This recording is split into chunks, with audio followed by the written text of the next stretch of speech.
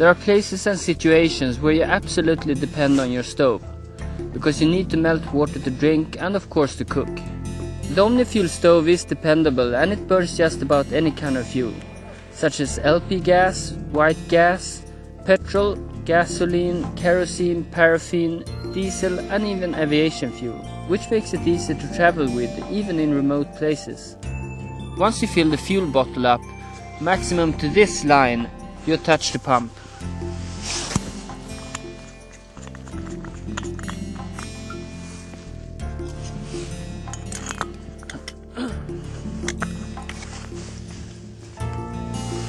And when the pump is firmly attached, this fuel bottle doesn't leak. And when you use the stove, you just attach the hose. This screw swivels, you don't have to turn the whole fuel bottle like this. Okay, so now we will light it. First of all, the OmniFuel has two valves. One valve is just to open the flow of liquid fuel. The second valve you use for simmering and for precise control.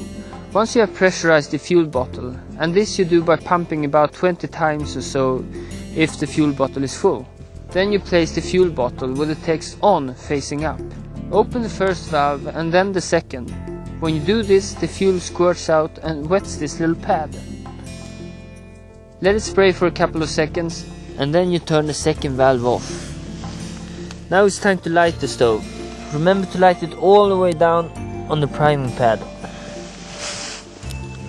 This time we're using white gas, but remember if you're using kerosene or diesel, you need to preheat the stove a little bit longer. After a while you're gonna hear a hissing sound from the stove, and then you gently turn the second valve on again.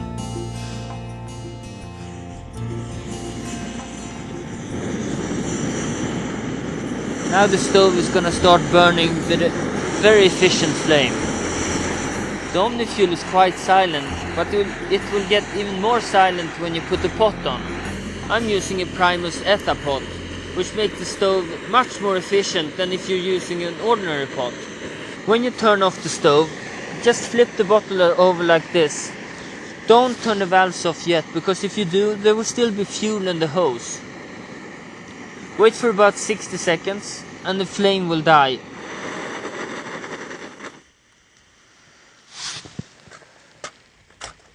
The flame has died.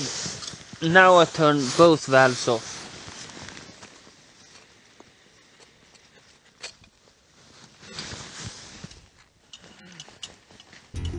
The stove also works with LP gas, but in order to get maximum output you need to change the jet depending on what fuel you use. We've been using white gas, but in order to use LP gas you need to change the jet nipple. The LP gas has the largest hole, 4.5. You simply remove the flame spreader and then you use the multi-tool to unscrew the jet nipple.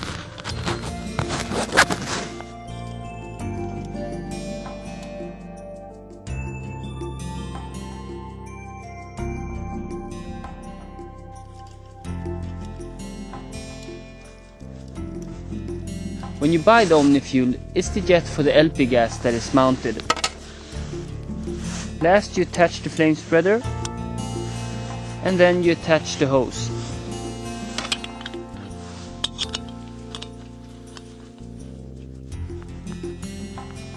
When you use LP gas, you don't need to preheat. You just open the two valves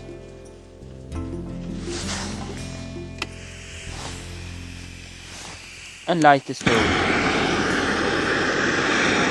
When you turn off the stove, make sure to turn off both valves before you remove the cartridge.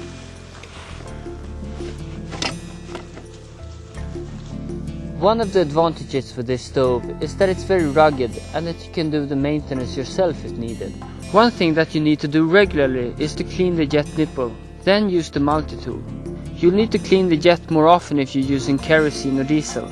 Another thing, this small brass cone opens when you pump and lets the air in and then closes to prevent the fuel to get out. If this cone gets stuck, the stove will leak.